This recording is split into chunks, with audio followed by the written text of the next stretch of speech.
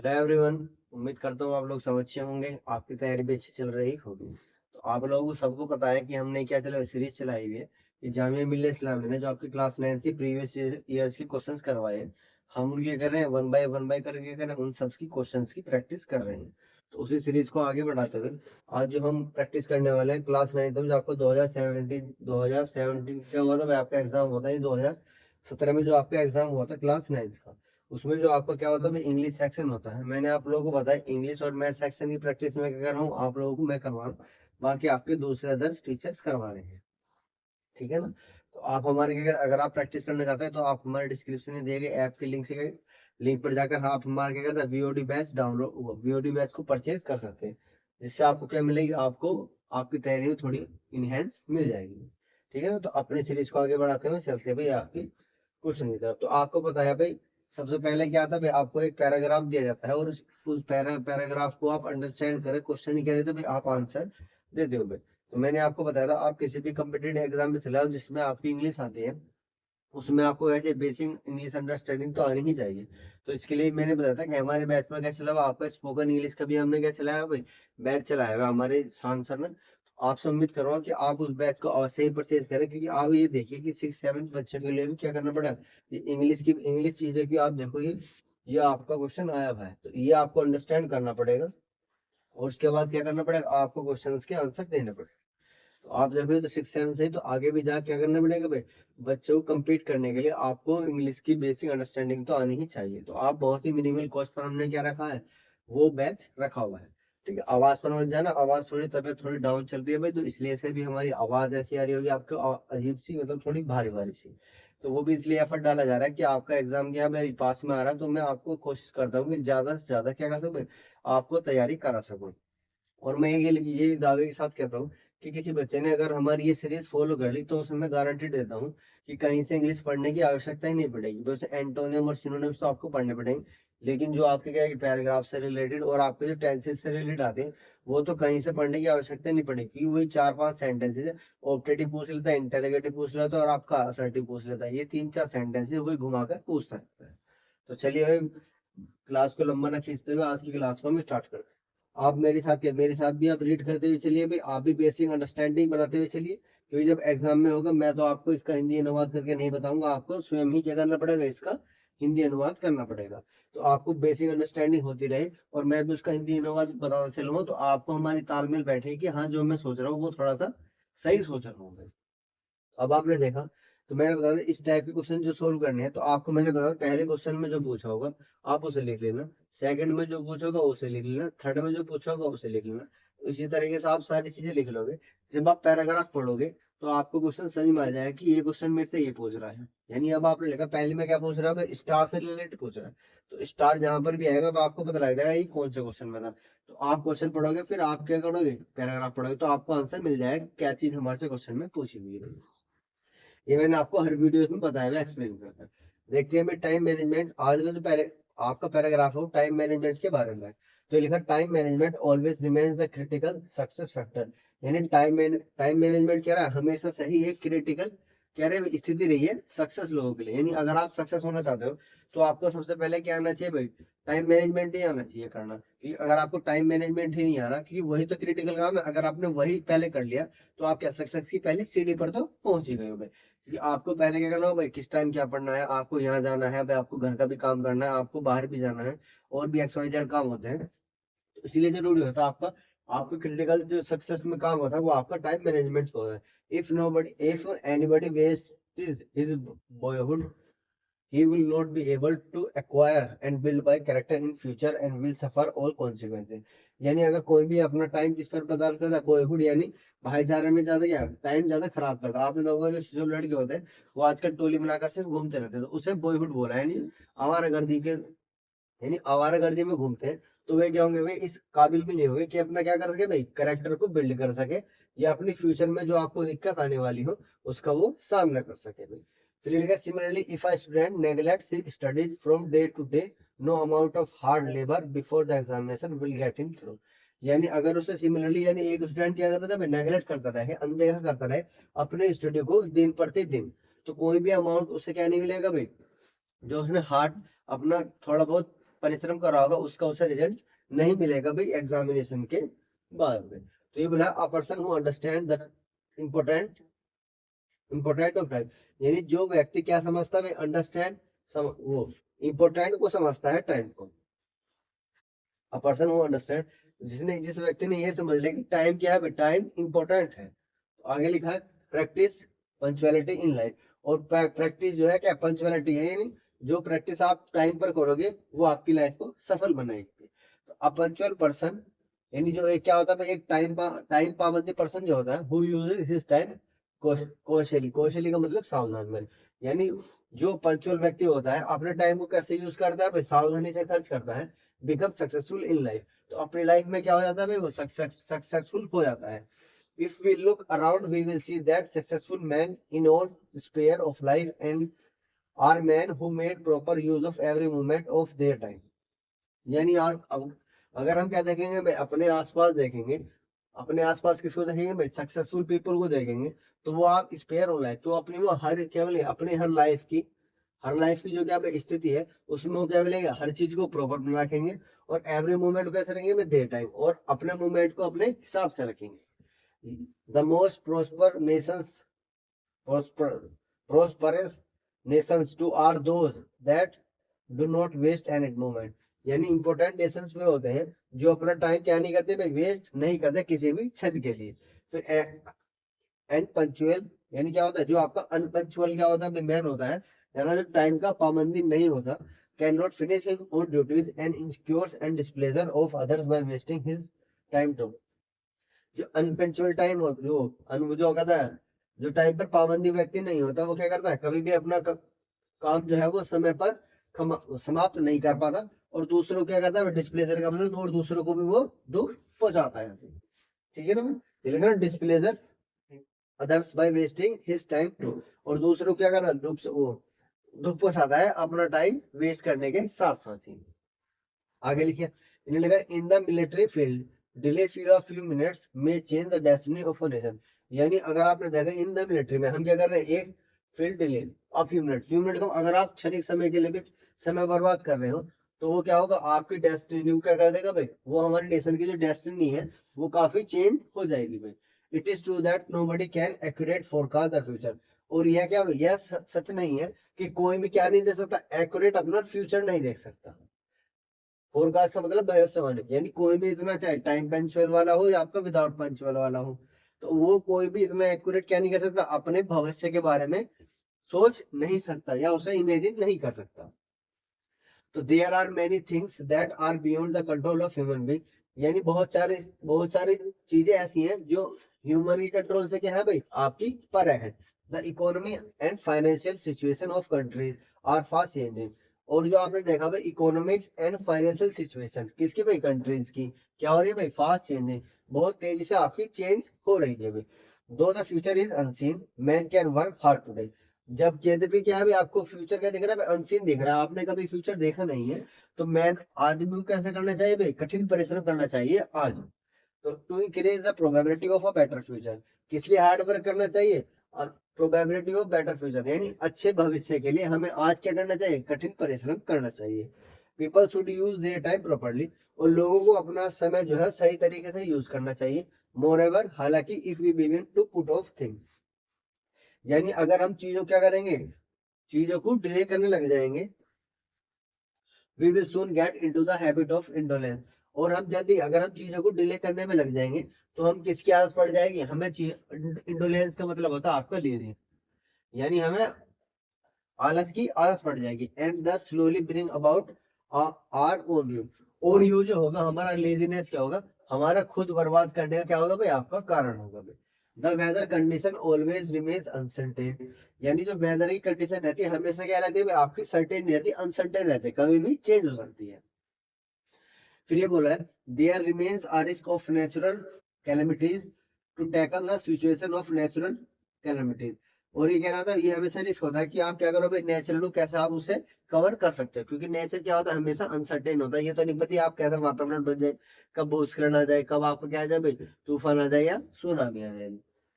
Risk of natural, आगे लिखा the government and the other organization are coming with disaster management and recovery plan.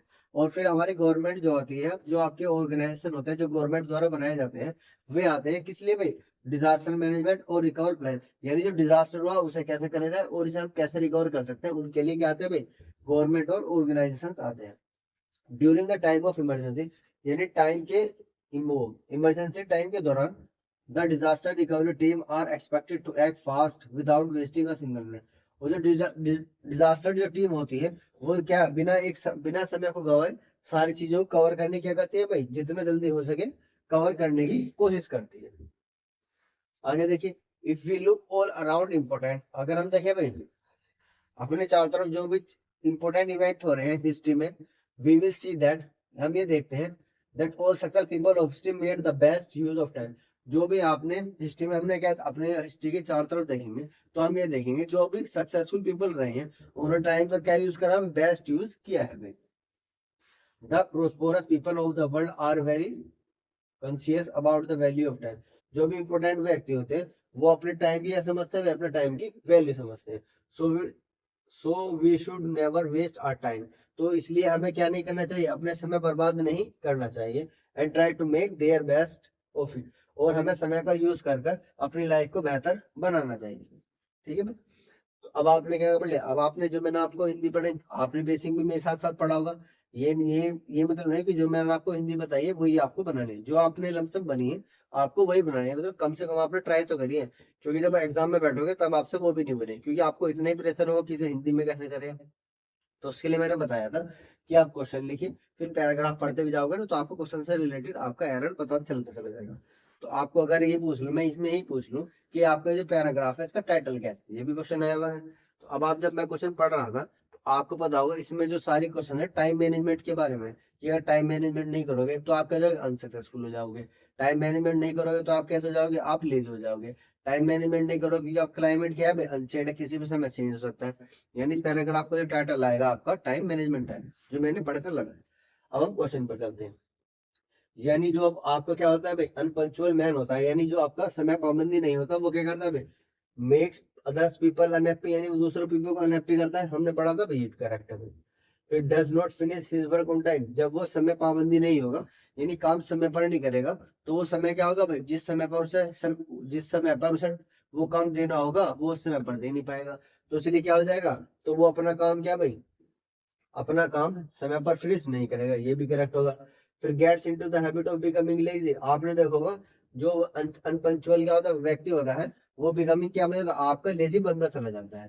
तो यानी इसका option जो हो जाएगा आपका डी करेक्ट हो जाएगा, ऑल ऑफ दी अबव आ जाएगा। क्योंकि भाई आपको पता है जो भी अपना समय को सही तरीके से इस वो नहीं कर सकता, उसे यूज नहीं कर सकता, वो क्या हो जाएगा? लेजी होता चला जाएगा, काम उसके डिले होते चले जाएंगे, और फिर क्या होगा? वो दूसरे लोगों को भी उदास करता चला जाएगा। ये मैंने सारी चीजें आपको बताई थी भाई। आगे देखते हैं। इसने बोला टाइम मैनेजमेंट है, यानी टाइम मैनेजमेंट क्या है भाई? आपका क्रूशियल फॉर सक्सेस है। ये भी आपका सबसे फर्स्ट लाइन आपकी यही लिखी हुई थी भाई। जब आप देखोगे तो ये लिखा हुआ ना कि टाइम मैनेजमेंट ऑलवेज क्या है? Remain critical. क्रिटिकल का मतलब सक्सेस के लिए क्या है भाई? पहला ही क्रिटिकल पढ़ा होगा भाई। ठीक है, तो आपका मिल जाएगा क्रूशियल से टाइम मैनेजमेंट क्या है आपका, ये भी करेक्ट हो जाएगा भाई। फिर इसने बोला help to build up character, time management क्या करता है भाई? एक करेक्टर को बिल्ड तो करता है भाई, ये भी आपको पढ़ा होगा, यानी आपका सेकंड वाला भी हो जाएगा। और आपका हेल्प एक्यूरेटली फोरकास्ट फ्यूचर, तो ये तो आपका नहीं होगा। क्यों नहीं होगा? क्योंकि आप चाहे कोई पंचुअल व्यक्ति हो, चाहे क्या हो आपका भाई अनपंचुअल व्यक्ति हो, वो कभी भी अपने एक्यूरेट क्या नहीं कर सकता? अपने भविष्य की एक्यूरेट भविष्यवाणी नहीं कर सकता। ये तो मैंने आपको बताया। एक्यूरेटली आपको मैं दिखा भी देता हूँ कि हमने कहा पढ़ा था। Become in life, we look around, we see that successful spare.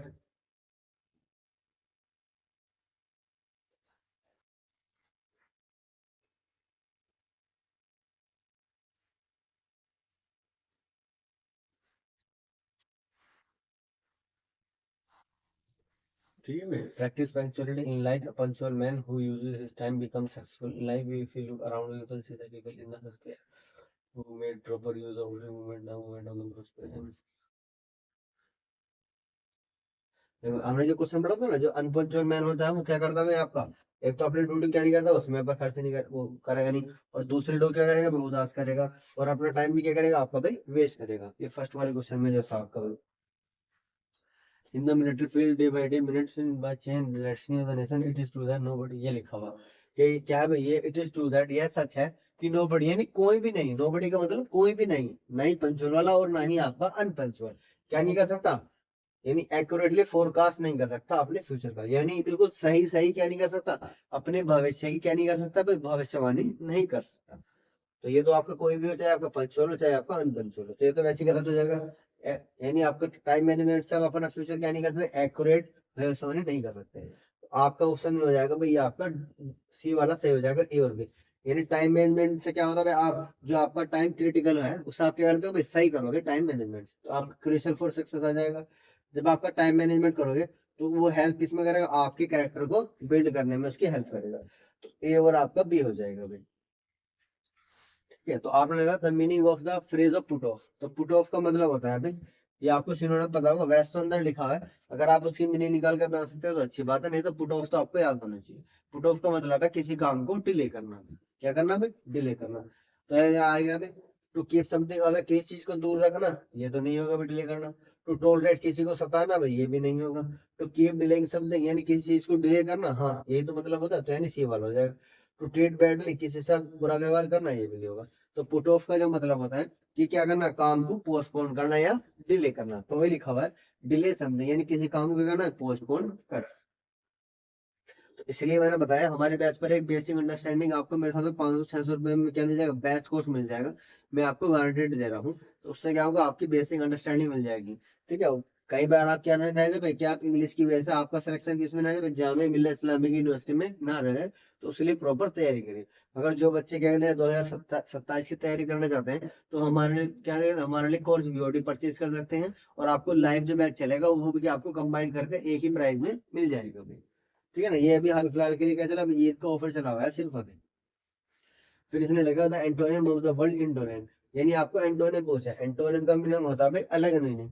Indolent का मतलब मैंने बताया था आपको क्या होता है भाई, लेजी यानी आलसी। क्या होता है भाई आपका आलसी।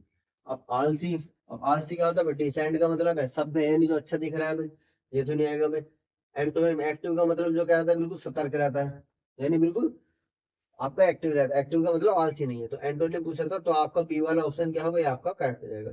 फ्यूचरिस्टिक का मतलब है कि यार ये भविष्य की तरह दिख रहा है, यानी आपको भविष्य की फीलिंग आ रहा है, तो ये भी नहीं है, ये भी। और क्विट का मतलब तो गिव अप करना होता है, तो ये भी नहीं होगा। तो इंडोलेंट का मतलब है आलसी, तो आलसी का एंटोनियम हो जाएगा एक्टिव, यानी एक तो क्या आलसी है, और एक क्या है आपका एक्टिव है, आप तुरंत काम बताओ तो एकदम वो चीजों को कर देगा भाई। आगे देखते हैं, what will happen if we do not act quickly during the war, यानी क्या होगा अगर हम क्या करें बहुत, यानी क्विकली जल्दी जल्दी क्या नहीं करें भाई, वार के दौरान एक्ट ना करें। यानी अगर हम जब वार चल रही है और हम क्या नहीं करें भाई, जल्दी जल्दी कोई एक्शन ना ले, तो उसके साथ क्या होगा भाई। तो अब आपको लिखा the destiny of the nation could be change for ever, तो आपको मैंने बताया था कि अगर मिलिट्री में क्या एक भी कुछ सेकंड के लिए भी हम क्या करते काम डिले करते चले जाते हैं, तो हमारी क्या नेशंस की डेस्टिनी क्या आपकी चेंज हो जाएगी भाई। आपको दिखाता हूँ भाई, बार बार मैं इसलिए दिखा रहा हूँ भाई, क्योंकि जो चीज आपने बेसिक अंडरस्टैंडिंग करोगी वो उसी से रिलेटेड आपका एरर आता है, ये नहीं कि आप क्या करोगे। ठीक है, ये नहीं कि आपने, ये मैं अपनी मनगढ़ंत कहानी घर से बना के लाया हूँ और आपका आंसर करके दिखा रहा हूँ, मैं आपको पैसेज में दिखा रहा हूँ कि ये वाली चीज यहाँ से इसलिए आई है। तो ये लिखा हुआ है कि मिलिट्री में अगर क्या करोगे आप, ए फ्यू मिनट, यानी आप थोड़ी सी मिनट भी क्या करोगे, वेस्ट करोगे, डिले करोगे, तो आपकी चेंजेस क्या हो जाएगी, डेस्टिनेशन की जो आपका, यानी जिस रास्ते पर आपका नेशन जाना चाहिए उस रास्ते पर वो नहीं जाएगा भाई, यानी भविष्य क्या भाई, आपका राष्ट्र का भविष्य चेंज हो जाएगा। तो destiny of the Nations could be change forever, हाँ ये भी तो लिखा भाई, ये भी हो सकता है अभी। फिर we will have to call the disaster management team, ये भी नहीं होगा भाई आपका। ठीक है, अब मुझे बताइए जब आपकी वार चली है, तो आपको आपको लगता होगा कि आपकी जो मैनेजमेंट टीम है जो क्या करे डिजास्टर करेगी, उन्हें पता नहीं लगेगा भाई, उन्हें पता नहीं लगेगा, उन्हें तो सबसे पहले ही पता लगता है कि आपदा आने वाली है और किस जगह सारे, उन्हें तो आपको फोन करने की आवश्यकता नहीं पड़ेगी, कोई छोटी मोटी तो आपदा होगी नहीं, उन्हें कहा ड्यूरिंग वार, नॉर्मल लड़ाई में नहीं कहा, उन्होंने कहा ड्यूरिंग वार। और जब वार होने वाली है तो सबसे पहले जो खबर होती है आपको गवर्नमेंट की तो होती है, और गवर्नमेंट के बाद क्या होती है आपकी जो उनके उसके जो सेक्शन करके डिजास्टर के लिए एक टीम बनाई हुई होती है, आपके जो वार को लेकर लड़ाई बनाई होती है, उन्होंने थल सेना बनाई होती है, वायु सेना बनाई होती है, वो सब चीज गवर्नमेंट ने बनाई हुई होती है। तो उन सब की खबर कौन रखता है, वे चीज रखते हैं भाई। तो आपको फोन करने की भी उन्हें आवश्यकता नहीं है, तो यानी ये वाला भी नहीं होगा, और ना ही आपका बहुत ए भी होगा, और ये तो वैसे रिमूव हो जाएगा नन ऑफ द अबव। तो यानी आपका फर्स्ट वाला करेक्ट हो जाएगा कि अगर आप क्या करोगे विवाह के दौरान जरा से भी क्या करोगे जल्दी एक्शन नहीं लोगे, तो आपका जो क्या जो चीज होनी चाहिए थी उससे क्या होगा, आपका नेशन का जो राष्ट्र का जो आपका क्या है भाई, राष्ट्र का जो रास्ता है वो पूरी तरीके से चेंज हो जाएगा। आगे देखते हैं भाई, अब आपके जो भी थे ना ये सारे क्वेश्चंस हो चुके हैं आपके पैराग्राफ वाले यहाँ तक। अब यहाँ तक फिल इन द ब्लैंक्स आएंगे भाई, ये आपके डायरेक्ट इनडायरेक्ट पहचानने को आएंगे, पैसिव में चेंज करने को आएंगे, या फिर आपको ये पूछेगा ये कौन सा सेंटेंसेस है, ये आपको वन वर्ड दे देगा एक दो, बस यही चीजें हैं। बाकी आपका पैराग्राफ से रिलेटेड ध्यान रखिएगा। अब ये लिखा है it has been raining this morning, तो मैंने आपको बताया था कि अगर कभी भी परफेक्ट कॉन्टिन्यूस होगा, अगर कोई भी सेंटेंस परफेक्ट कॉन्टिन्यूस है, परफेक्ट कॉन्टिन्यूस का मतलब है भाई प्रेजेंट भी हो सकता है वो, पास्ट भी हो सकता है वो, और आपका फ्यूचर भी हो सकता है। यानी वो प्रेजेंट परफेक्ट कॉन्टिन्यूस में हो सकता है, पास्ट परफेक्ट कॉन्टिन्यूस में होता है, फ्यूचर परफेक्ट कॉन्टिन्यूस में होता है। वो कब होगा, जब आपका क्या दिया होगा, इनके बाद क्या दिया होगा, टाइम एक्सप्रेशन होगा। और टाइम एक्सप्रेशन किसके बाद होता है भाई, सिंस या फोर के बाद दिया होता है। बिल्कुल इजी वे बताऊंगा भाई, चाहे आपने कहीं से पढ़ा हो। मैंने ये कहा अगर मेरे क्वेश्चंस की आप ये सीरीज देख लोगे, तो मैंने क्या था, मैं वो क्या बोलते हैं कि मुझे नहीं लगता कि आपको और वीडियो देखने की आवश्यकता पड़ेगी भाई। तो मैंने बताया अगर कोई सेंटेंस प्रेजेंट परफेक्ट यानी परफेक्ट कॉन्टिन्यूस है, चाहे वो प्रेजेंट हो या पास्ट हो या फ्यूचर हो, और उसके साथ हमेशा क्या होगा, टाइम एक्सप्रेशन दिया हुआ, क्योंकि टाइम एक्सप्रेशन के बिना परफेक्ट कॉन्टिन्यूस टेंस बन ही नहीं सकता। जैसे मैंने बताया था अगर कोई सेंटेंस परफेक्ट है तो उसमें हैव जरूर मिलेगा। तो आप प्रेजेंट में देख लेना हैज हैव होता है, पास्ट परफेक्ट में देख लेना हैज होता है, सॉरी हैड होता है, लेकिन वो हैव की थर्ड फॉर्म होती है भी। और इसी तरीके से आपका क्या आएगा भाई, फ्यूचर परफेक्ट में विल हैव आता है और शैल हैव आता है, यानी जो परफेक्ट होगा उसी तरह वो हैज हैव के बिना बन ही नहीं सकता। इसी तरीके से अगर कोई सेंटेंस परफेक्ट कॉन्टिन्यूस है तो आपको पता है उसमें सिंस या फोर दिया होगा, कब, जिसमें आपका टाइम एक्सप्रेशन हो, टाइम एक्सप्रेशन जिसमें होगा वो आपका परफेक्ट कॉन्टिन्यूस में बनेगा ही बनेगा, चाहे वो प्रेजेंट परफेक्ट कॉन्टिन्यूस हो, चाहे वो पास्ट परफेक्ट कॉन्टिन्यूस हो, चाहे फ्यूचर परफेक्ट कॉन्टिन्यूस हो। अब आपने देखा यहाँ पर क्या लिखा, हैज बीन रेनिंग लिखा हुआ है, तो हैज बीन का रेनिंग का मतलब हैज लगा हुआ है, फिर बीन है प्लस आईएनजी है, तो आपको पता लग गया हैज के मतलब प्रेजेंट में आता है अभी, ये कौन सा है, परफेक्ट है, और आपकी आईएनजी है तो कॉन्टिन्यूस है, क्योंकि आपको पता आईएनजी फॉर्म में किस में आती है, आपकी कॉन्टिन्यूस में आती है। तो आपको पता लग गया प्रेजेंट परफेक्ट कॉन्टिन्यूस है, यानी ये वाला पेयर है, यानी सीधा टाइम एक्सप्रेशन होगा। और टाइम एक्सप्रेशन क्या होता है, सिंस फोर के बाद दिया होता है, यानी टाइम एक्सप्रेशन आपको मॉर्निंग दिया है भाई, यानी ये क्या दिया आपका टाइम एक्सप्रेशन मॉर्निंग। ये मैंने क्लासेस में बताया हुआ कि टाइम एक्सप्रेशन होता क्या है भाई। तो यानी अब आपको पता लगे ना तो टिल आएगा और ना ही आपका फ्रॉम आएगा, क्योंकि आपको टाइम एक्सप्रेशन से पहले क्या दिया होता है भाई, आपका सिंस या फोर दिया होता है। सिंस कब आता है भाई, डेफिनेट टाइम से पहले। फोर कब आता है, इनडेफिनेट टाइम से पहले। आपको समझा फोर कितना है, फोर 3 आवर्स आ जाएगा, फोर 3 आवर्स यानी 3 घंटे से। तो अब आप मुझे बताइए कौन से 3 घंटे, अब आप मुझे बताइए कौन से 3 घंटे, तो इसमें तो क्लियर नहीं हो रहा कौन से 3 घंटे, इसलिए आपने देखा टाइम इंडेफिनेट है तो इसलिए फोर लगाया। अगर आप सिंस लगाएंगे भाई, सिंस 3 PM, यानी क्या 3 बजे से। तो अब आप क्या लिखा 3 बजे पीएम से लिखा। अब 3 बजे क्या है, एक डेफिनेट टाइम है भाई पीएम के, एक बार में क्या होता है पीएम में एक ही 3 बजेंगे भाई, और पीएम में क्या हो एक ही समय होगा 3 बजे का, वो भी पीएम का। तो इसलिए आपको पता लग गया तीन क्या आपका डेफिनेट है तो इसलिए सिंस आएगा। या फोर 3 आवर्स लिखा था 3 घंटे से, ये नहीं पता पिछले 3 घंटे कह रहे हो आप अगले 3 घंटे कह रहे हो, टाइम क्या इंडेफिनेट है। तो इंडेफिनेट टाइम से पहले फोर आता है, डेफिनेट से पहले सिंस आता है। तो अब आप मुझे बताइए मॉर्निंग आपकी डेफिनेट होती है इंडेफिनेट होती है, तो आपको पता लगेगा कि मॉर्निंग जो होती है आपकी डेफिनेट होती है। क्यों होती है डेफिनेट, क्योंकि आपको पता है दिन में सिर्फ एक ही बार मॉर्निंग होता है, वो भी आपकी सुबह सुबह, सुबह सुबह वाली को मॉर्निंग बोलते हैं। आपके जो मिड आया था वो दोपहरी बोल देते हैं, दोपहर को मैं आफ्टरनून बोल देते हैं, और आपकी फिर क्या बोलते हैं, शाम में बोलते हैं, इवनिंग बोल देते हैं। यानी 3 टाइम आपके फिक्स होते हैं। तो आपको पता लगे मॉर्निंग आपकी डेफिनेट है, तो इसलिए आपको सिंस आएगा। देखिए बिल्कुल मैंने एक एक वर्ड से आपको समझाया कि आपको पता कैसे लगे कि यहाँ पर क्या आएगा, क्योंकि मुझे पता है यहाँ पर प्रेजेंट परफेक्ट कॉन्टिन्यूअस है, मैंने पता है। अगर कोई भी सेंटेंस आपका क्या है भाई, अगर कोई भी सेंटेंस आपका परफेक्ट कॉन्टिन्यूअस है, तो उसमें मैं कह रहा हूँ 2000% लिख लो चाहे आप। 2000% उसमें क्या होगा, टाइम एक्सप्रेशन होगा ही होगा। और टाइम एक्सप्रेशन होगा किसके भाई, सिंसियर फॉर के बाद। तो आपको पता लगा हैज बीन लिखा है, प्रेजेंट परफेक्ट कॉन्टिन्यूअस है, और ये क्या है भाई, आपका टाइम एक्सप्रेशन है। अब इससे पहले बचा है फोर ये सिंस आएगा। अब मॉर्निंग क्या है भाई, आपकी डेफिनेट टाइम है, तो इसलिए आपका क्या आएगा भाई, सिंस आएगा, ना आपका फोर आएगा। तो ये बताएगा it has been raining since morning, यानी सुबह से क्या हो रही है, आपकी बारिश हो रही है। आगे वाले पे चलते हैं। There are an argument dash two girl. तो मैंने बताया था, अगर कभी भी चीजें क्या होती है भाई, दो लोगों के बीच में हो, किसके भाई, दो के बीच में, दो के बीच में, दो के बीच में, तो हम किसका यूज करते हैं भाई, आपका बिटवीन आता है भाई।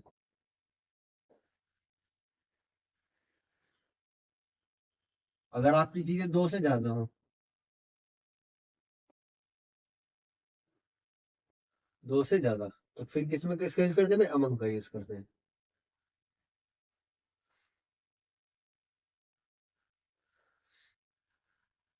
ठीक है, तो आपने, मैंने बताया, अगर चीजें दो के बीच में हो तो बिटवीन आता है, अगर दो से ज्यादा हो तो अमंग का यूज आता है। तो अब आप जैसे मैं लिखता हूँ मैं,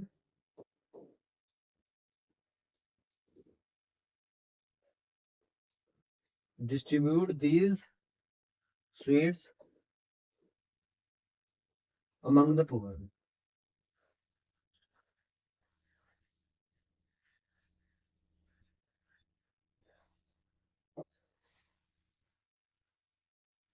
ठीक है, तो आपने देखा, मैंने कहा ये जो डिस्ट्रीब्यूट है कौन से भाई, स्वीट्स यानी मिठाइयाँ जो है, वो किसमें बांट दो भाई, गरीबों में बांट दो। अब आपने एक गरीब पे दो गरीब तो नहीं कहा, आपने कहा गरीबों में बांट दो, यानी गरीब जो है बहुत सारे हैं।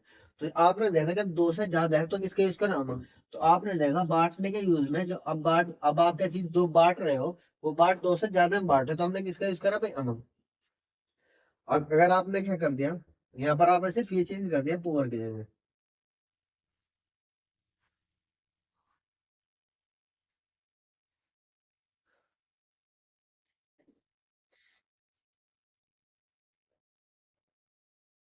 अब आपको ये आ गया कि ये जो स्वीट्स है, आप किस में बांट दो, इन दो लड़कों में बांट दो। क्या कह रहे हो कि अब ये जो मिठाइयां हैं, अब आप दो लड़कों में बांट दो। तो अब आप बात किसकी हो रही है भाई, दो की हो रही है। तो अब आपने देखा, अब दो जब बांटने की बात हो रही है दो के लिए, तो दो के लिए हो रही है, तो किसका यूज करेंगे, बिटवीन। तो इसलिए आपका अमन क्या है डिलीट हो जाएगा, और अमन की जगह बिटवीन आएगा भाई। Distribute these sweets between two boys. अब अपने क्वेश्चन पर आते हैं भाई। क्या लिखा है कि there are engagement two girls. तो अब आपने देखा, जो लड़ाई हो रही है किन के बीच में हो रही है, दो लड़कियों के बीच में हो रही है। यानी ये जो आप बहसबाजी हो रही है दो लड़कियों के बीच में हो रही है। अब दो लड़कियों के बीच में हो रही है, तो आपको पता अमंग दो से ज्यादा के लिए आएगा। अमीडेस नहीं आएगा, विद नहीं आएगा, आपका सिर्फ क्या आएगा, आपका बिटवीन आएगा। अमीडेस का मतलब बीच में होता है, बीच में थोड़ी हो रहा है। आपको सेंस सेंस तो ठीक ठीक लगेगी कि आर्ग्यूमेंट जो हो रही है दो लोगों के बीच में हो रही है, लेकिन बीच की सेंस में दो आ रहा है। अमिट का मतलब बीच में ही होता है, लेकिन जब हम यूज करते हैं आर्ग्यूमेंट या आपके डिस्ट्रीब्यूशन के लिए, तो हम बिटवीन का यूज करते हैं जब चीजें दो के लिए होती है। आगे देखते हैं, इसने बोला every citizen must abide dash law. ठीक है भाई, अबाइड अपने साथ क्या लेता है, बाई लेता है। ठीक है, अबाइड बाई लो। ठीक है, every citizen must abide by law हो जाएगा। ठीक है, ये तो भाई फिक्स्ड है कि अबाइड के बाद फिक्स प्रीपोजिशन आएगी आपकी बाय। इसमें कोई आपको एक्सप्लेन करने वाली बात नहीं है। तो बाय का मतलब फर्स्ट वाला ऑप्शन करेक्ट। ठीक है, ये फिक्स प्रीपोजिशन है, कि ये फिक्स की वर्ड आपका फिक्स प्रीपोजिशन है, चाहे आपका वर्ड कोई सी भी। तो दो एक वर्ड आपके एग्जाम में आए हुए हैं जो फिक्स प्रीपोजिशन लिए हुए होंगे। Rashid plays their sitar beautifully. यानी राशिद क्या बजाता है, सितार को ब्यूटीफुली बजाता है। तो आपको देखा, जब भी कोई आपको क्या भाई म्यूजिकल इंस्ट्रूमेंट है, म्यूजिकल इंस्ट्रूमेंट, इंस्ट्रूमेंट किसके आ रहा है, प्ले की उसमें यूज कर रहे हो आप, यानी म्यूजिकल इंस्ट्रूमेंट को आप किस सेंस में यूज कर रहे हो भाई, प्ले की सेंस में यूज कर रहे हो, बजाने की सेंस में कर रहे हो भाई। तो क्या करते हैं, तो आप, तो म्यूजिकल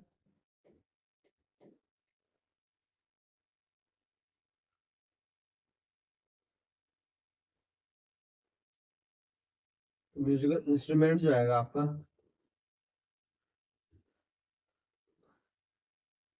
म्यूजिकल इंस्ट्रूमेंट से पहले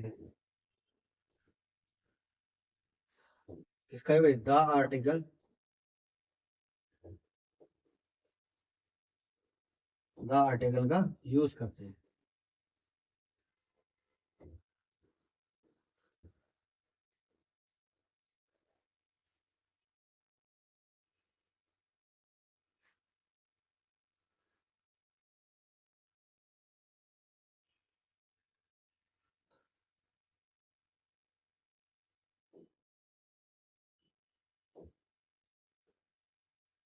क्या बताया मैंने, मैंने आपको बताया कि कि अगर कोई भी म्यूजिकल इंस्ट्रूमेंट का आप यूज कर रहे हो किस सेंस में, प्ले यानी बजाने की, यानी अब आप किसी म्यूजिकल इंस्ट्रूमेंट की बात कर रहे हो किसी बजाने की भी, जैसे मेरा दोस्त क्या भाई बांसुरी अच्छी बजाता है, या वो मेरी मेरी क्या भाई, मेरी सिस्टर जो क्या बजाती है भाई, आपकी गिटार अच्छी तरह या पियानो अच्छे तरीके से बजाते हैं, तो आपने देखा जो भी म्यूजिकल इंस्ट्रूमेंट आप बजाने की सेंस में बता रहे हो, तो उस म्यूजिकल इंस्ट्रूमेंट से पहले हम किसका यूज करेंगे भाई, दा जो आर्टिकल होता है उसका यूज करेंगे, ऐसे आप बता रहे हो भाई।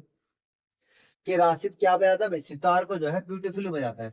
तो अब आप, तो सितार म्यूजिकल इंस्ट्रूमेंट क्या है, सितार, और उसे आप क्या करो, प्ले की सेंस में बता रहे हो, तो अब आप म्यूजिकल इंस्ट्रूमेंट से पहले क्या करोगे, से पहले द आर्टिकल का यूज करोगे, तो इससे पहले कौन सा आर्टिकल आएगा, आपका द आर्टिकल आएगा भाई।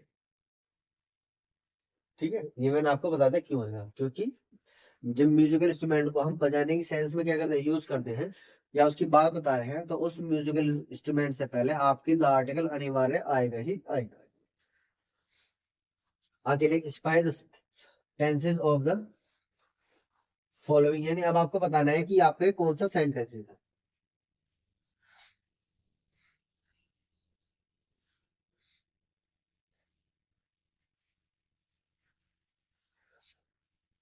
बताओ भाई। तो आपने देखा भाई, मुझे लगा इसमें हैज आ रहा है, तो हैज से मुझे क्या पता लगा भाई, हैज हैव से मैंने क्या बताया था कि हैज हैव कभी भी दिख जाए तो समझ लेना वो परफेक्ट है। कोई भी सेंटेंस अगर परफेक्ट होगा तो उसमें 110% आपका क्या होगा भाई, हैज हैव जरूर ही हो। अब हैज हैव दिया तो सिंपल पास नहीं जाएगा, और परफेक्ट जा सकता है, परफेक्ट आएगा, पास परफेक्ट आया जा सकता है, परफेक्ट आएगा जा सकता है। अब आपको पता लग गया, पास परफेक्ट में क्या आता है, आपका हेड आता है, हेड प्लस वर्ब की थर्ड फॉर्म, तो यानी अब आपका ये भी नहीं आएगा। और फ्यूचर में आपका क्या आता है भाई, विल आता है भाई, पहले बात तो विल या शैल ही आएगा, फिर उसके बाद हैव आता है भाई, will have, shall have, third form, तो आपका ये भी नहीं दी तो आपका ये भी गलत हो जाएगा, यानी आपका ये सेंटेंस बन जाएगा प्रेजेंट। तो my brother has just gonna out, ठीक है ना, मैं आगे चलते हैं। अब ये लिखा I was sleeping in the afternoon, आपको पता है अगर भी कोई भी वर्ब आपकी इसमें हो भाई, वर्ब आपकी आईएनजी फॉर्म में दी हुई है, तो इसका मतलब है कि वो सेंटेंस 110% आपका कॉन्टिन्यूस है। मैंने आपको अभी तीन चार चीजें बताई, वो आपको बिल्कुल घोट लेनी है, पी लेनी है। क्या बताए कि अगर कोई सेंटेंस में हैज हैव दे दिया तो वो 110% आपका परफेक्ट ही होगा भाई। ठीक है, दूसरी बात, अगर किसी सेंटेंस में टाइम एक्सप्रेशन है तो वो सेंटेंस हमेशा परफेक्ट कॉन्टिन्यूस में बनेगा, चाहे वो प्रेजेंट परफेक्ट कॉन्टिन्यूस में बने या पास्ट परफेक्ट कॉन्टिन्यूस में, फ्यूचर परफेक्ट कॉन्टिन्यूस। ठीक है ना। अगर तीसरी बात, अगर कोई आपकी वर्ब आईएनजी दी है तो सेंटेंस 100% कॉन्टिन्यूस होगा।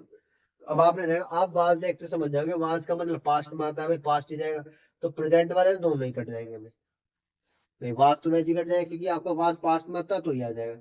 अब आपको पता लगा यहाँ पर वर्ब की आईएनजी फॉर्म दी है, तो कॉन्टिन्यूस में कौन से बात है, ये वाला है, तो ये भी गलत हो जाएगा।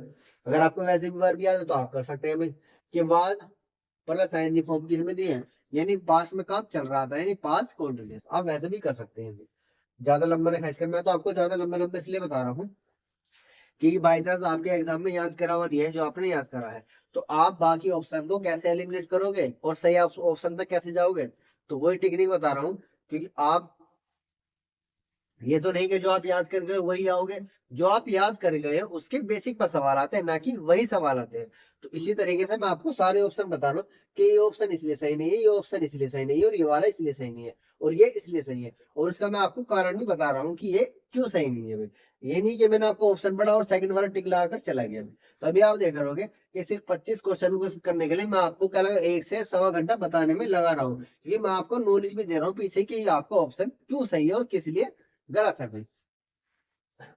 आगे देखिए, आई सेल मैट यू टुमारो।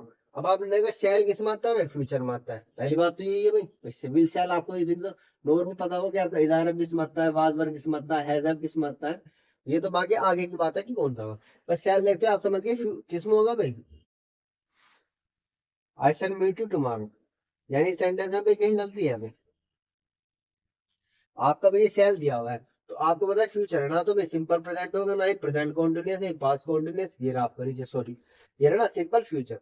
तो आपका डी वाला करेक्ट हो जाए, क्योंकि मैंने देखा सेल है और सेल किस में आएगा, फ्यूचर में आएगा, तो आपका फ्यूचर आएगा बस। बाकी पास्ट में नहीं आएगा, बाकी प्रेजेंट नहीं आएगा, और आपका सिंपल प्रेजेंट भी नहीं आएगा, क्योंकि विल सेल और विल किस में आता है, आपका फ्यूचर में आता है। वो आगे की बात है सॉरी, वो आगे की बात है कि फ्यूचर परफेक्ट जाएगा, फ्यूचर कॉन्टिन्यूस जाएगा, उसका अलग रोल उस तरीके से है। पहले आप सेल देख तो विल सेल देख तो समझ जाओ कि फ्यूचर का है। आगे देखिए, अब आपको इसमें किस में चेंज करना है भाई, चेंज द वॉइस, यानी एक्टिव में तो पैसिव में करना है, पैसिव में तो एक्टिव में करना है। तो अब आप इसे चेंज करना है, तो यानी जो फॉर्मेट होगी वो तो रहेगी, यानी पहले आपकी हेल्पिंग वर्ब लिखी हुई है, तो पहले हेल्पिंग वर्ब रहेगी। आपको पता है सब्जेक्ट आपका ऑब्जेक्ट बन जाएगा, ऑब्जेक्ट आपका सब्जेक्ट बन जाएगा, कि ऑब्जेक्ट आपका उर्दू है। ठीक है, अब आपकी क्या दिए भाई, डू दिया है, और आपको पता है डू या डस किस में आता है भाई, आपका डू या डस प्रेजेंट में आता है। तो जब प्रेजेंट की हम क्या करेंगे भाई, इंटर वो पैसिव में बनाएंगे, तो क्या है, इज आरएम वाज पर आता है प्रेजेंट इंडेफिनिट में। तो आपको पता लगा शुरू में क्या आएगा भाई, इज आएगा, तो इज आपका ना तो इसमें आ रहा है, ना ही इसमें और ना ही इसमें। स्टार्टिंग में इज आना चाहिए, क्योंकि आपकी हेल्पिंग वर्ब, सेंटेंस क्या था भाई, इंटरोगेटिव है। इंटरोगेटिव का मतलब जो हेल्पिंग वर्ब से स्टार्ट होता है। तो इसका मतलब है, आप जब पैसिव में चेंज कर रहे हो, तो सेंटेंस रहना पैसिव उसमें चाहिए, इंटरोगेटिव में उसका सेंटेंस चेंज कर सकते हो, लेकिन उसका जो फॉर्मेट हो गया आपको फॉर्मेट वही रखना पड़ेगा। यानी इसका फॉर्मेट जो है इंटरोगेटिव सेंटेंस है, तो जब आप पैसिव में चेंज करोगे, फॉर्मेट इसका इंटरोगेटिव ही रहेगा, लेकिन इसका आप टेंस चेंज कर सकते हैं। तो अब आपको मतलब शुरू में हेल्पिंग वर्ब आनी है, और ये क्या डू स्पीक लगाओ, यानी वर्ब की फर्स्ट फॉर्म है डू। और आपको पता है, जब आपका जब आपका सब्जेक्ट क्या होता है, प्लूरल होता है, और वर्ब की क्या करते हैं भाई, फर्स्ट फॉर्म यूज करते हैं। ये लिखा हुआ ना सब्जेक्ट यू है, वर्ब क्या यूज है, सिर्फ फर्स्ट फॉर्म यूज हुई है टू। तो आपको पता लग गया किस में यूज करते हैं, प्रेजेंट इंडेफिनिट में। जब आपका सब्जेक्ट सिंगुलर होता वो प्लूरल होता है, तो वर्ब की फर्स्ट फॉर्म को यूज करते हैं। जब सिंगुलर होता है तो हम ऐसे ही इसका यूज करते हैं वर्ब की फर्स्ट फॉर्म में।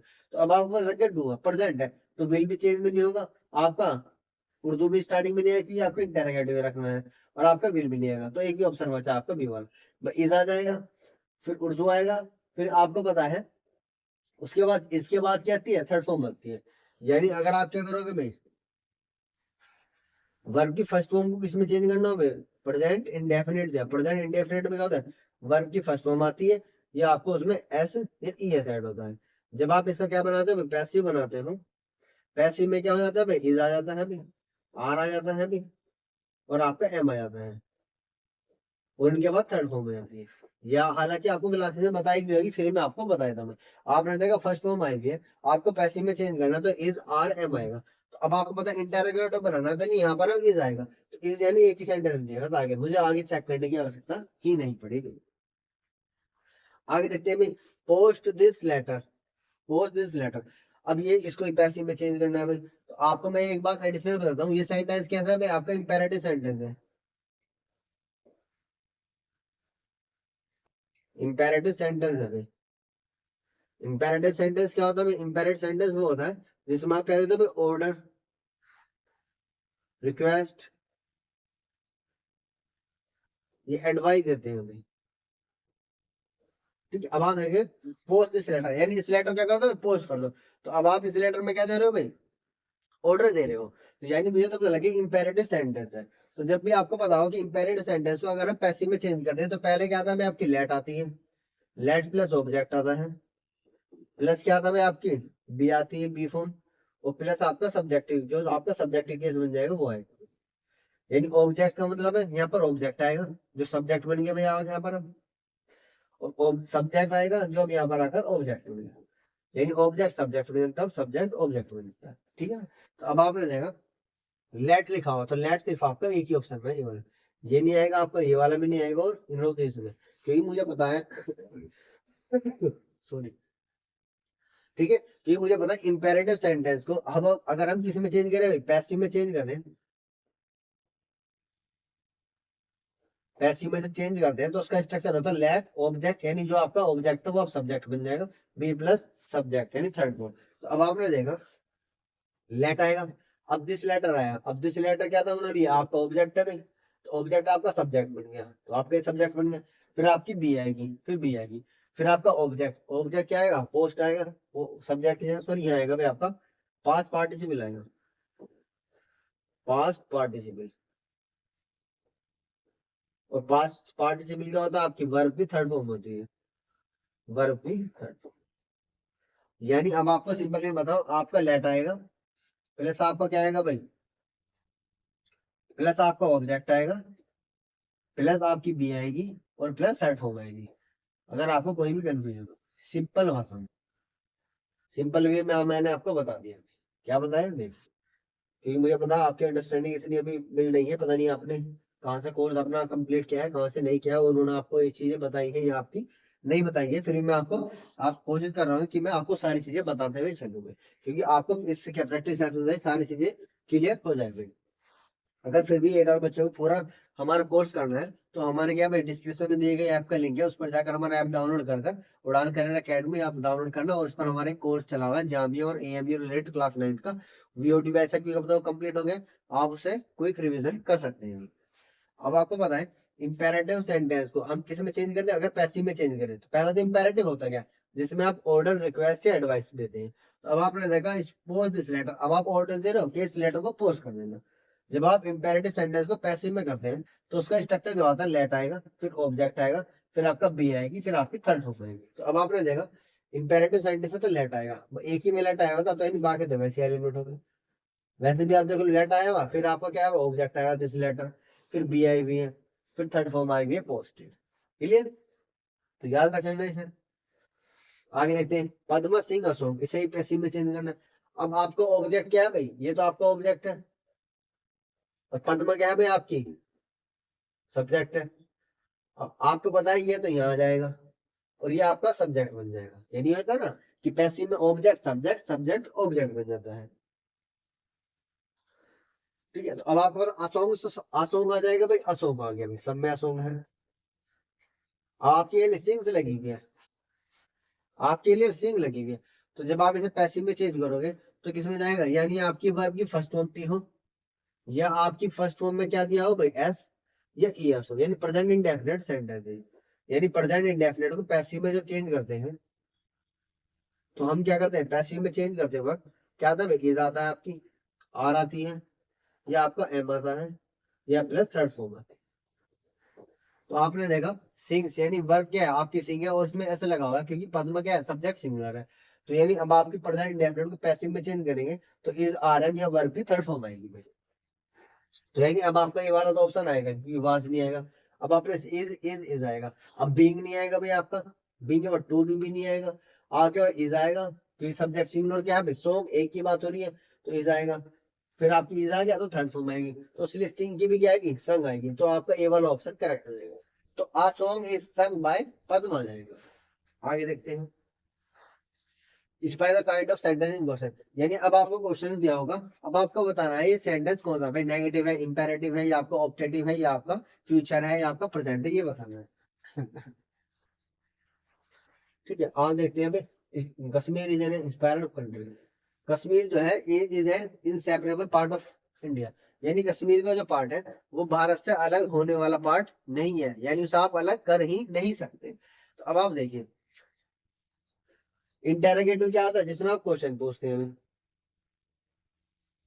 अब आप मुझे पढ़ के बताइए, मैंने आपको मीनिंग बताया कि कश्मीर क्या है भाई, कश्मीर ऐसा पहाड़ है जो इंडिया से अलग नहीं हो सकता। अब आप इसमें क्वेश्चन पूछ रहे हो, नहीं क्वेश्चन ऐसा पूछता क्या कश्मीर भारत से अलग हो सकता है, ये है क्वेश्चन, लेकिन आप कह रहे हो कश्मीर भारत से अलग हो ही नहीं सकता, तो यानी इंटेरोगेटिव तो नहीं आएगा आपको, क्या नहीं पूछ रहे भाई, क्वेश्चन एक्सक्लेमेटरी सेंटेंस वो होता है जो आपकी ज्यादातर केसों में आपको एक्सक्लेमेटरी वाला साइन दिया होता है भाई, तो आप उससे पहचान जाते हो। वैसे भी अगर खुशी या दुख की बात बता रहे हो तो वो एक्सक्लेमेटरी आता है, तो इसमें भी कहीं आपका एक्सक्लेमेटरी साइन नहीं है तो आप वैसे ही एक्सक्लेमेटरी का पहचानने का सबसे आसान मेरे हिसाब से यही लगता है, उसमें ये चिन्ह दिया होता है 99.9%। आगे देखिए नेगेटिव। अब आपको इसमें कहीं नोट दिख रहा है, या तो उसमें सेंटेंस में अगर नोट हो या नोट वर्ड मीनिंग देने वाला ऐसा कोई वर्ड लिखा हो जो नेगेटिव मीनिंग दे रहा हो तो नेगेटिव हो सकता है। ना तो इसमें कहीं नोट लिखा हुआ है, ना ही कोई ऐसा वर्ड है जो नेगेटिव सेंस दे रहा है, तो इसलिए नेगेटिव भी नहीं आएगा। आपके कौन सा हो जाएगा भाई, असर्टिव हो जाएगा। असर्टिव क्या होता है, जो आपके स्टार्टिंग किससे होता है भाई, सब्जेक्ट आता है, फिर आपकी क्या आती है भाई, हेल्पिंग वर्ब आती है गिवन हो तो, फिर आपकी मेल वर्ब आती है। इसी तरह से आपने देखा भाई कश्मीर आ जाए, कोई हेल्पिंग वर्ब है नहीं तो इसलिए आपकी मेन वर्ब आई थी, कश्मीर सब्जेक्ट है फिर आपकी वर्ब आई, इसे बोलते हैं असर्टिव। आगे देखते हैं हम, इसे बोला how difficult the question paper is. अब आपको ये बताना है कि ये कौन सा सेंटेंस है, यानी कितना डिफिकल्ट पेपर था। तो अब आप देखते समझ जाओगे इसमें एक्सेलमेटरी का साइन आया हुआ है, तो यानी ये बन जाएगा आपका एक्सेलमेटरी बन जाएगा। तो अब आप अपना भावी तो एक्सपेक्ट कर रहे हो, अच्छा आज से ऐसा करो तो भाई यार कितना डिफिकल्ट क्या था भाई पेपर था, तो यानी अब आपके अगर अपना जो इमोशंस है उसे ही तो बता रहे हो, यानी कितना हार्ड पेपर था यार। तो इसलिए आपने देखा वैसे भी आपको पहचाने एक्सेलमेटरी साइन तो दिया ही दिया होगा। असर्टिव क्या है भाई, आपका सब्जेक्ट से स्टार्ट नहीं हो रहा भाई, हाउ से स्टार्ट हो रहा है। इंटरोगेटिव आप क्वेश्चन नहीं पूछ रहे हो भाई। अब आप नेगेटिव आपका नोट भी नहीं है तो नोट भी नहीं है। वैसे भी एक्सेलमेटरी देखते ही आप समझ जाओगे कि ये साइन क्या है भाई, आपका एक्सेलमेटरी सेंटेंस है। आगे देखिए who is the president of India. अब आपको एक्सेलमेटरी नहीं आएगा भाई, क्योंकि ये आपका क्वेश्चन मार्क है भाई, एक्सेलरेट नहीं आएगा भाई। असर्टिव क्यों नहीं आएगा, क्योंकि आपका इससे स्टार्ट नहीं हो रहा भाई, सब्जेक्ट से स्टार्ट नहीं हो रहा तो हु से स्टार्ट हो रहा है।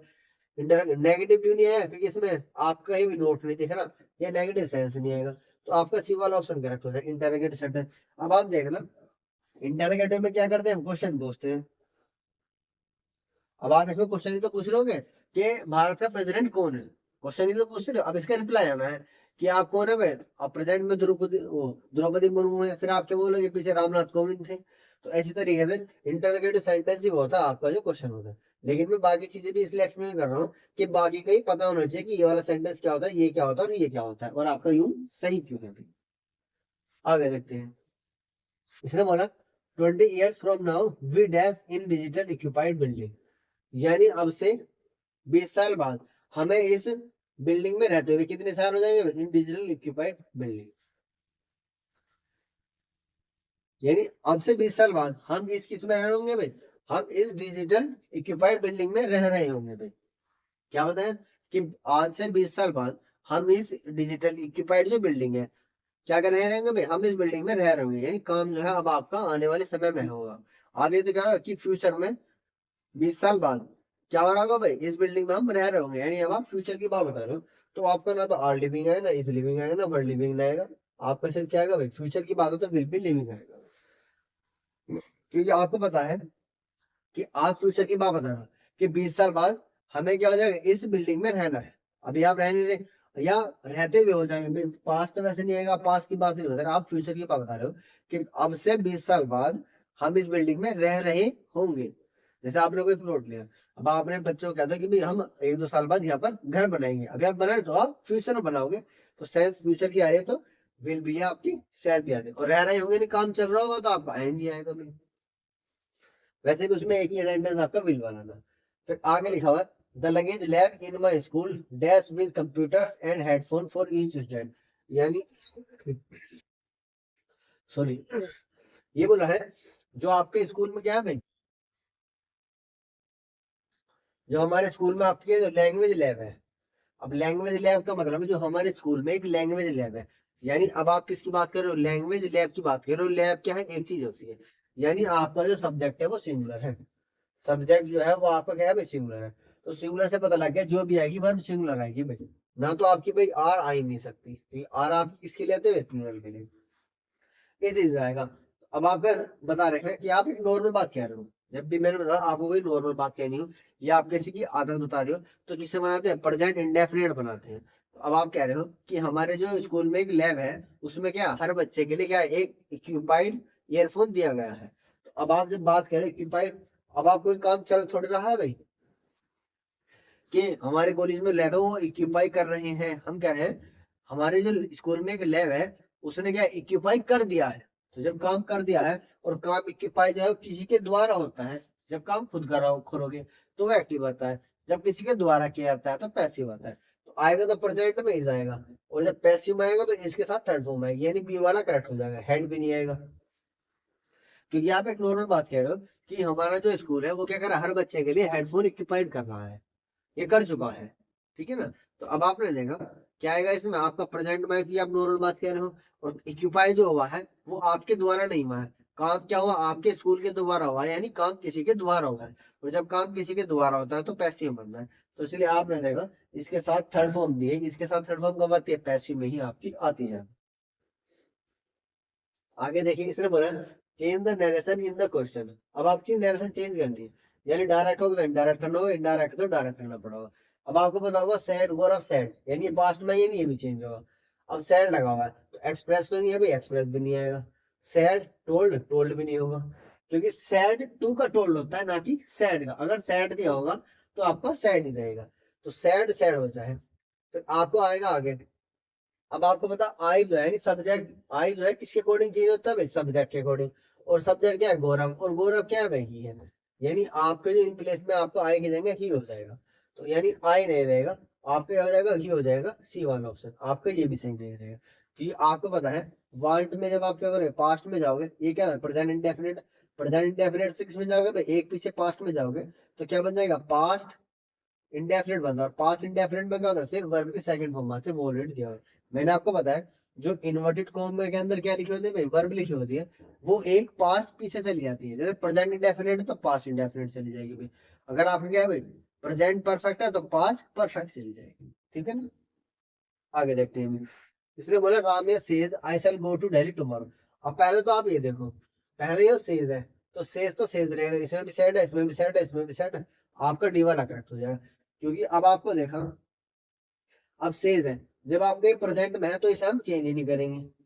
वैसे तो मैं आपको ये बता रहा हूँ, आगे जाने की आवश्यकता है ही नहीं, क्योंकि अब ये जब प्रेजेंट में है तो ये तो प्रेजेंट में रहेगा सेज, तो सैड नहीं होगा, सैड नहीं होगा, सैड नहीं होगा, आपका सेज ही रहेगा डी। क्योंकि जब ये पास्ट में होता है तभी हम चेंज करते हैं भाई, सैड होगा तो सैड ही रहता है, सैड टू कर टोल्ड कर देता है, या आस्क्ड कर देता है, वो सेंटेंस के ऊपर डिपेंड करता है। लेकिन सेज है तो सेज का सेज ही रहेगा, तो एक ही ऑप्शन में सेज था, आगे आपको एक्सप्लेन करने की आवश्यकता ही नहीं है भाई। आगे देखिए, अभी my father honesty is the best policy. अब आपने देखा माई फादर सैड लिखा तो सैड आएगा, my father sad, my father sad, my father sad, my father advise नहीं आएगा भाई। अब आपने देखा इसको आपने कोमा इन्वर्टेड कोमा कर दैट आएगा, तो दैट लगा हुआ है। फिर आपको पता है ये पास्ट में होती है तो इसे भी हम पास्ट में करते हैं, लेकिन कब नहीं करते, अगर इसके अंदर आपकी क्या लिखे हुए जनरल ट्रुथ लिखा हुआ। अब जनरल ट्रुथ लिखा हुआ तो उसे हम कभी भी चेंज कर ही नहीं सकते, ठीक है ना। अब जैसा अब आपका सूरज कहां से निकलता है भाई, ईस्ट से निकलता है। अगर वो आगे कि सन राइजेस ईस्ट, तो यानी अब आपका सूरज जो ईस्ट से निकलता है तो अब आप उसे चेंज नहीं कर सकते, सन को राइजर नहीं कर सकते, यानी उसका जो टेंस रहेगा वो हमेशा सिंपल ही रहेगा, ना उसका प्रेजेंट बना सकते, ना फ्यूचर बना सकते, ना पास्ट बना सकते। तो इस तरीके से आपने जनरल ट्रुथ लिखा हुआ है कि ऑनेस्टी जो है बेस्ट पॉलिसी, यानी ईमानदारी सबसे बढ़िया पॉलिसी, बढ़िया काम है भाई। तो ये तो आपने देखा भी होगा, ईमानदारी सबसे बढ़िया काम है, यानी ये जो लिखा हुआ आपका जनरल ट्रुथ है, तो आप इसे चेंज नहीं करोगे, आपका ऑनेस्टी इज द बेस्ट में तो वाज जाएगा, ना कि हैज जाएगा, आपकी सेम रहेगा विदाउट चेंज, ठीक है। तो ए वाला ऑप्शन करेक्ट हो जाएगा, my father said that honesty is the best policy. आगे एंटोनी ने पूछा फेम सा, ठीक है, फेम का मतलब होता है बदनामी, फेम का मतलब होता है प्रसिद्ध,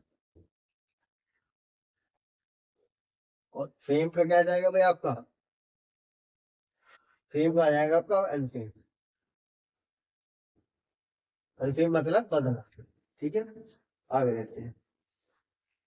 अब आर्टिफिशियल का मतलब होता है दिखावटी, मतलब जो वास्तव में दिख रहा है वो ऐसे नहीं, सिर्फ दिखावटी है। अब इसका चिन्ह पूछे सेम मीनिंग वाला, तो ये आ जाएगा ऑर्नामेंटल। ऑर्नामेंटल का मतलब होता है वही सजावटी, सजावटी या आपको दिखावटी, ठीक है ना। तो पोलिश का मतलब है पोलिश हो जाएगा, मेटेलिक का मतलब है धातु से, तो धातु से थोड़ी बना धातु। ओरिजिनल आ जाएगा, ओरिजिनल इसका एंटोनियम आता है, लेकिन सिनोनिम पूछा तो सिनोनिम भी नहीं आएगा, तो यानी आपका सी वाला करेक्ट हो जाएगा। आर्टिफिशियल का मतलब दिखावटी, यानी कि अगर अब आपने एक पुतला बनाया तो आपने क्या, वो एक आर्टिफिशियल है, यानी दिखावटी के लिए बनाया है, वो वास्तव में है नहीं, ओरिजिनल नहीं है वो। आपने सिर्फ आर्टिफिशियल के लिए बनाया है, सजावटी के लिए बनाया है। सिर्फ ऑर्नामेंटल का मतलब होता है सजावट, यानी अब आपने क्या करा, अब आप अपने घर को सजाते हो, तो अब आप दिखाने के लिए तो उसकी क्या करते हो, उसकी आर्टिफिशियली तो आपने क्या करा, उसे दिखाया है।